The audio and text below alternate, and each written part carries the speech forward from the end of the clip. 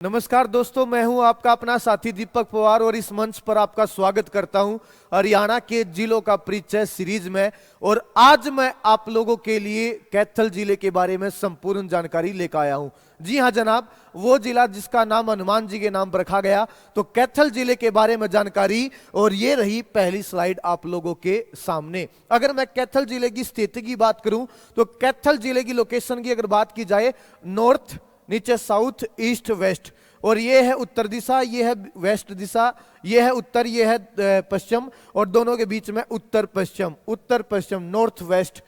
कैथल हरियाणा के उत्तर पश्चिम north west में स्थित है। अगर बात की जाए ये जिला कब बना था हरियाणा का, इसको हरियाणा का जिला बनाया गया था 1 नवंबर 1989। इस तारीख को हरियाणा में 4 जिले एक साथ बनाए गए थे और उनमें से एक कैथल था। 1 नवंबर 1989 1989। अगर बात की जाए इसके हेडक्वार्टर कहां पर है, मुख्यालय कहां पर है, तो इसका मुख्यालय पड़ता है कैथल शहर में। हरियाणा के लगभग प्रत्येक जिले का मुख्यालय उस जिले के नाम के शहर में। और अगर बात की जाए इसके एरिया की, क्षेत्रफल की, तो इसका जो क्षेत्रफल बनता है वह 2317 किलोमीटर स्क्वायर वर्ग किलोमीटर इसका क्षेत्रफल बनता है। अगर बात की जाए स्थिति उत्तर पश्चिम, अगर बात की जाए हेडक्वार्टर कैथल शहर, अगर बात की जाए जिला कब बना 1 नवंबर 1989, और अगर बात की जाए इसके क्षेत्रफल की तो 2317 वर्ग किलोमीटर इसका क्षेत्रफल बनता है।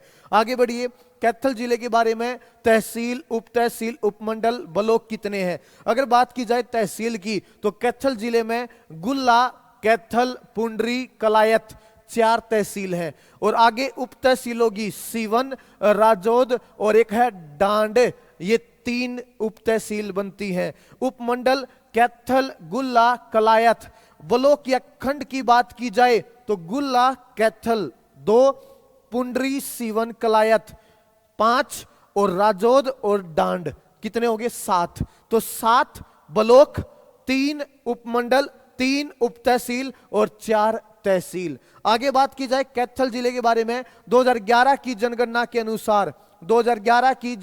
अनुसार कैथल जिले की जो टोटल जनसंख्या है, पॉपुलेशन है, लगभग 10 लाख के आसपास, 10,74,304। इनमें से पुरुष लगभग 5,71,000 और महिला 5,00,000 लगभग 3,000 के आसपास। अगर लिंगानुपात की बात की जाए तो 881 प्रति 1000 इसका लिंगानुपात है। और अगर बात की जाए साक्षरता दर की तो लगभग 70% कैथल जिले की साक्षरता दर है। अगर आगे बात की जाए कैथल जिले के बारे में, कैथल जिले के उपनामों की बताया था, कैथल जिले का नाम हनुमान जी के नाम पर रखा।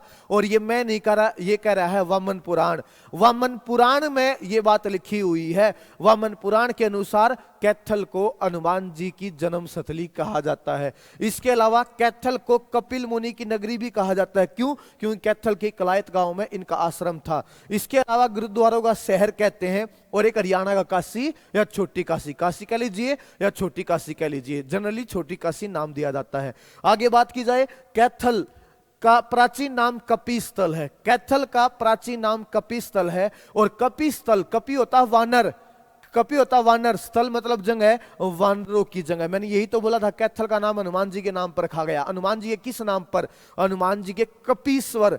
हनुमान जी के बहुत सारे नाम हैं, उनमें से एक नाम है हनुमान जी का कपीश्वर। तो कपीश्वर से इस जगह का नाम रख दिया कपिस्थल, वानरों की जगह। एक मान्यता के अनुसार यह भी कहा जाता है बाद में कैथल शहर का विकास महाराज युधिष्ठिर ने किया था। कैथल शहर की स्थापना महाराज युधिष्ठिर ने की थी। अगर बात की जाए 1290 में जलालुद्दीन खिलजी दिल्ली का सुल्तान बना, और उससे पहले वो कैथल का ही इक्ता हुआ करता था। कैथल का मुक्ति रह चुका है, कैथल इक्ते का मुक्ति बोले तो सरदार, कैथल का सरदार रह चुका था जलालुद्दीन खिलजी, जो बाद में खिलजी वंश की जिसने स्थापना की, खिलजी वंश का पहला राजा बना। आगे बात की जाए कैथल जिले के बारे में, कैथल में एक शहर आप लोगों ने नाम सुना है कलायत। कलायत के बारे में 2-3 जानकारी मैं आपको बताऊंगा जो आपसे पूछी जाती है आपके पेपर में। कैथल में एक शहर कलायत, और कलायत को कपिल मुनि कि नगरी के नाम से जाना जाता है। मैं बता ही चुका हूं, कपिल मुनि का आश्रम था यहां पर। ऐसा कहते हैं कपिल मुनि का संबंध हरियाणा के कैथल जिले के कलायत गांव से है। इसलिए कलायत का जो प्राचीन नाम रहा है वो रहा है कपिल तीर्थ। कलायत का जो प्राचीन नाम था वो था कपिल तीर्थ। क्यों? क्योंकि यहां पर कपिल मुनि का आश्रम हुआ करता था। और ऐसा कहते हैं कि यहां पर स्वयं भगवान शिव कपिल के रूप में विद्यमान है। यहां पर खुद विद्यमान यहां पर भगवान शिव कपिल के रूप में विद्यमान है। आगे बात की जाए तो कैथल में एक गांव है जिसका नाम है सिवन गांव, या इसको सिवान भी बोल देते हैं, सिवन या सिवान। अगर मैं इस गांव की बात करूं तो ये ऐसा गांव है जनाब, इसका जिक्र महाभारत और अनेक पुराणों में देखने को मिलता है। कैथल में एक ऐतिहासिक गांव है सिवन गांव, जिसके इतिहास को आप लोगों ने पढ़ना है। इस गांव का जिक्र महाभारत और अनेक पुराणों में किया गया है। ऐसा कहते हैं कि इस गांव के तालाब में 2 शिलापट, शिला मतलब पत्थर, 2 शिलापट प्राप्त हुए हैं। और उन पत्थरों पर एक पर विष्णु और दूसरे पर लक्ष्मी माता की मूर्तियां अंकित हैं। याद रखना मेरे भाई। आगे बात की जाए कैथल जिले के बारे में तो कैथल जिले में कौन कौन से पर्यटक स्थल हैं। आप अगर कैथल जिले में जाते हो कोई पेपर वगैरह देने के लिए तो आप वहां पर किन किन चीजों पर जा सकते हैं, किन मंदिरों पर, किन गुरुद्वारों पर, किन मकबरों पर, किन मजारों पर, किन किलों पर आप लोग जा सकते हैं, तो मैं आप लोगों को बताता हूं। कैथल में कभी जाना हो तो ये जो जगह मैं बताने लग रहा, इन जगह को जरूर देखा। ये ऐतिहासिक जगह है सभी की सभी। अगर बात की जाए पर्यटन स्थलों की, अम्बकेश्वर महादेव मंदिर, इसके अलावा कैथल में 11 रुद्री शिव मंदिर। ये वो मंदिर बताया जाता है जहां पर महाभारत की लड़ाई से पहले अर्जुन ने शिव की तपस्या की थी और शिव ने तपस्या से खुश होकर अर्जुन को पाशुपात अस्त्र दिया था। कहां?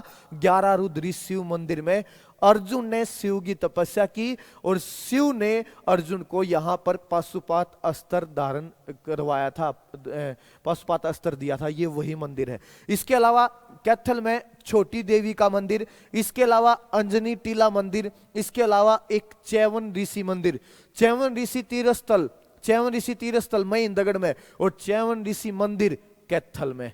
चैवन ऋषि तीर्थ स्थल महेंद्रगढ़ डोसगी पहाड़िया और चैवन ऋषि मंदिर आपके सामने कैथल में। अगर आगे बात की जाए, यहां पर मंजी साहिब गुरुद्वारा है, गुरु तेग बहादुर को समर्पित। यहां पर नीम साहिब गुरुद्वारा है। यहां पर टोपिया वाला गुरुद्वारा, हरियाणा का एक ऐसा गुरुद्वारा जहां पर गुरुबाणी और रामायण दोनों का पाठ एक साथ किया जाता है। हरियाणा का ऐसा गुरुद्वारा जहां पर गुरुबाणी, गुरुओं की जो बाणी है, और रामायण दोनों का पाठ एक साथ किया जाता है, टोपिया वाला गुरुद्वारा। इसके अलावा नवग्रह कुंड, जिनका निर्माण पांडवों ने करवाया था। यहां पर महाभारत की लड़ाई से पहले पांडव आए और यहां पर आकर एक यज्ञ किया, नवग्रह यज्ञ।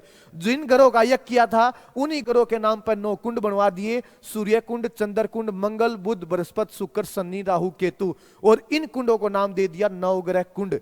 पांडवों ने ही बनवाए थे, यहीं पर है। और इसी के कारण, इसी में स्नान करने के कारण कैथल को हरियाणा काशी या छोटी काशी कहा जाता है, इसी कुंड के कारण। अगर बात की जाए, यहां पर पुंडरीक सरोवर है कैथल में, पुंडरी शहर, और पुंडरी शहर में पुंडरीक सरोवर एक ऐसा सरोवर बताया जाता है जिसका पानी सतयुग से लेकर आज तक सूखा नहीं है। अलग अलग तीर्थ, अलग अलग उनकी बहुत बड़ी मान्यताएं। अगर आगे बात की जाए कैथल के बारे में, ये रहा आपके सामने कैथल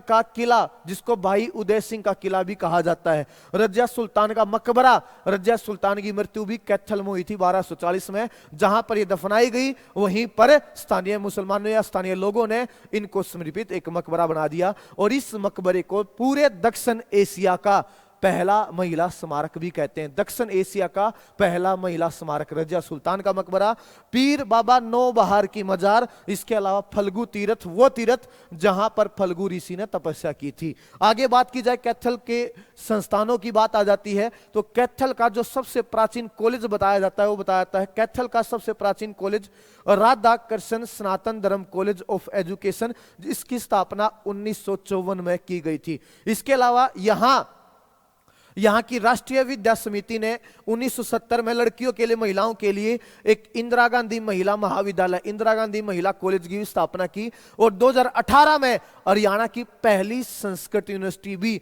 जिसका नाम महर्षि वाल्मीकि के नाम पर रखा गया है, महर्षि वाल्मीकि संस्कृत यूनिवर्सिटी, हरियाणा की पहली संस्कृत यूनिवर्सिटी, हरियाणा का पहला संस्कृत विश्वविद्यालय यहीं पर बनाया गया है। कहां? कैथल के मुंदड़ी गांव में, कैथल के मुंदड़ी गांव में। और एक आखिरी स्लाइड ये रही आपके सामने, कैथल के गांव आबड़ी, कैथल के गांव आबड़ी में एक अंतरराष्ट्रीय स्तर का, इंटरनेशनल लेवल का हॉकी स्टेडियम भी बनाया गया है। उम्मीद करता हूं आप लोगों को ये जानकारी पसंद आई होगी और जुड़े रहे मुझसे, अपना प्यार बनाए रखें। मैं मिलता रहूंगा दोस्त ऐसी जानकारी के साथ। नमस्कार, राम राम।